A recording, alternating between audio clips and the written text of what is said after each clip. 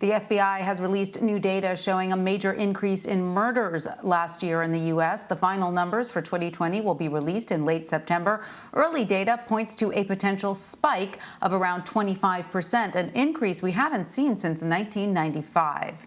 The story is not looking good for 2021 either. According to the FBI, homicides are up 18% compared to the same period last year. That's according to a survey of 37 U.S. cities. For more, let's bring in CBS News Justice and Homeland Security correspondent Jeff Pegues. Jeff, hi there. Great to see you. So, Jeff, do we know why murder rates continue to be so high in the first quarter of 2021? Is this somehow a result of the pandemic and everyone being, I don't know, squashed together for so long?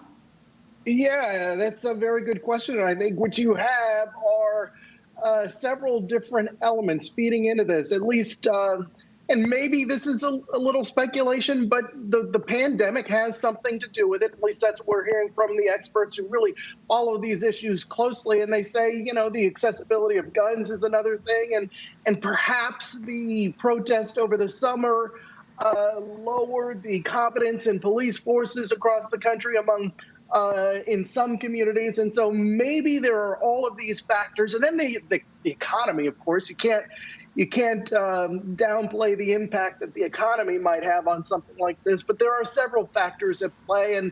And the data showing these numbers rising in cities across the country is troubling, not only for law enforcement officials, but it's something that community leaders are having to grapple with on a daily basis. And you see it in many of our big cities across the country, the kind of violence that makes it in the headlines, not only in the papers, but obviously on TV as well. And so after years of declines and dramatic declines in the crime numbers across this country in many of the big cities, what you are seeing now and what you've been seeing over the last couple of years is a reverse of that. You see the numbers really going up, and that is what we're seeing consistently now into 2021 as well. Yeah, it's no doubt distressing. So you said we're going to see this consistently, at least this is what law enforcement officials believe right now. But does this suggest that as the year unfolds, this trend will continue? Well, of course, the hope is that the trend stops and the numbers decrease. But, you know, if you look at a city like Philadelphia, for example, they are dealing with the aftershocks of a shooting at a community center there, and one that involved young people. And that is another issue that law enforcement types say they are seeing in cities across America, where you have this violence carried out by teenagers in these cities, in part trying to settle scores. And so you have this combination of the accessibility of guns and young people trying to settle scores with violence. And so that is another disturbing trend that they are seeing in cities nationwide. But to your question, the hope is that this trend will reverse itself and the numbers will start to decline. You know, still overall, if you look at the numbers over the past couple of decades, crime numbers are down and are in a place where law enforcement has been praised for its efforts in terms of reversing crime trends.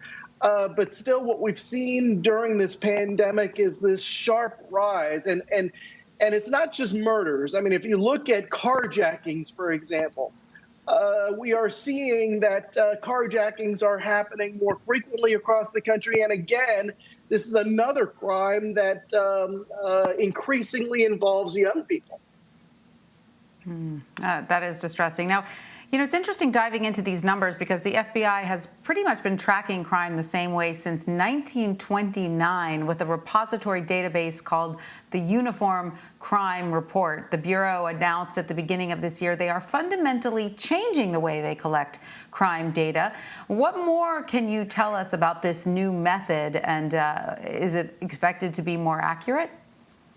Yeah, the fact that they've been collecting this data the same way all these decades really shows you how behind this process is, and they've been trying to upgrade it with the latest in technology.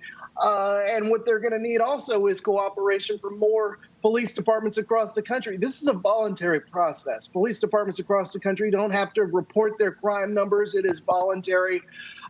They're hoping to get 100% participation, but they're not getting that at this point. I'm hearing that it's anywhere from 75 to 85%, somewhere in that area. But the hope is that more police departments across the country will share their information. Because the good thing about it, if you have the latest in crime trends, it can really affect or impact how you try to counter, these crime trends in cities across the country.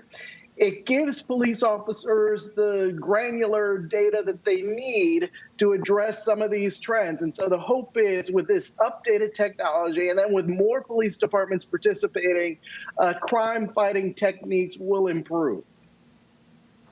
All right, let's hope. Well, Jeff Pegues, thank you so much for joining us. Always great to see you. My pleasure.